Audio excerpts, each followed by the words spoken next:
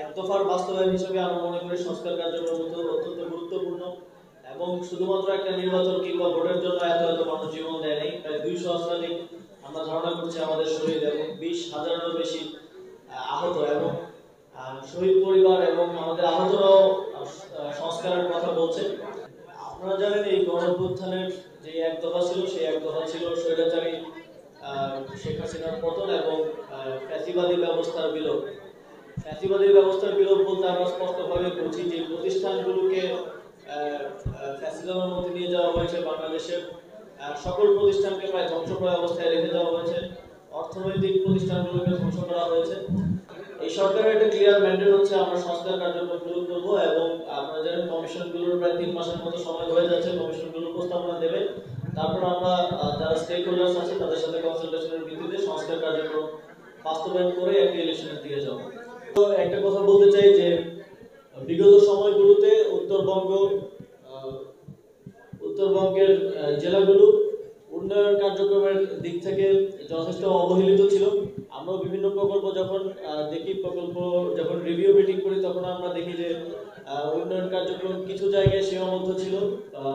দেশের বিভিন্ন অঞ্চল বিশেষ করে উত্তরবঙ্গ অবহেলিত এবং বঞ্চিত ছিল।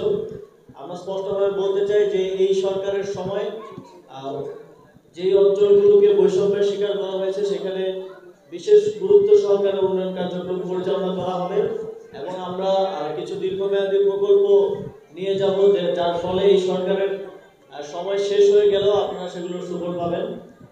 সর্বোপরি সরকারের যে সংস্কার এজেন্ডা, আমরা এই অভ্যুত্থানের পরবর্তীতে অভ্যুত্থানের যারা শহীদ এবং আহত হয়েছেন তাদের যে চাওয়া পাওয়া সেই সংস্কার কার্যক্রমের মাধ্যমে একটি সুন্দর বাংলাদেশ গড়ার দিকে এগিয়ে যাওয়ার যে কার্যক্রম, সেখানে আপনাদের মতামত, সহযোগিতা এবং সমর্থন প্রত্যাশা করছি।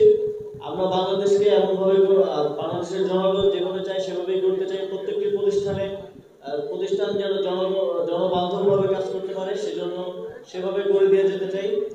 সেই জন্য আপনাদের সমর্থন এবং মতামত প্রত্যাশা করে আমার বক্তব্য শেষ করছি। ধন্যবাদ। ঠাকুরগাঁও জেলার আহতদের সাথে গতকাল রাতে কয়েকজনের সাথে তাদের প্রতিনিধির সাথে কথা হয়েছে এবং বৈষম্যবিরোধী ছাত্র আন্দোলনে যারা এখানে কাজ করছেন তাদের সাথে কথা হয়েছে এবং চিকিৎসার ব্যাপারটা কিভাবে আরো সহযোগিতা করা যায় সেজন্য যারা কেন্দ্রীয়ভাবে চিকিৎসার বিষয়টা দেখেন জুলাই শহীদ স্মৃতি ফাউন্ডেশন তাদের সাথে আমি যোগাযোগ করার ব্যবস্থা করেছি। আশা করি সামনের দিনে আর এই সমস্যাগুলো থাকবে না। বলেন এটা আসলে আমাদের সব জায়গারই একটা কমন প্রবলেম যে আমাদের কর্মকর্তারাই বিভিন্ন ধরনের ঠিকাদারি কার্যক্রমের সাথে জড়িত।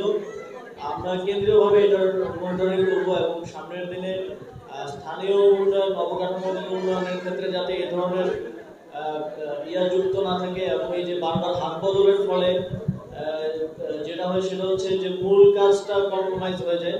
আমরা চেষ্টা করবো এটা যাতে সামনে আর না হয়।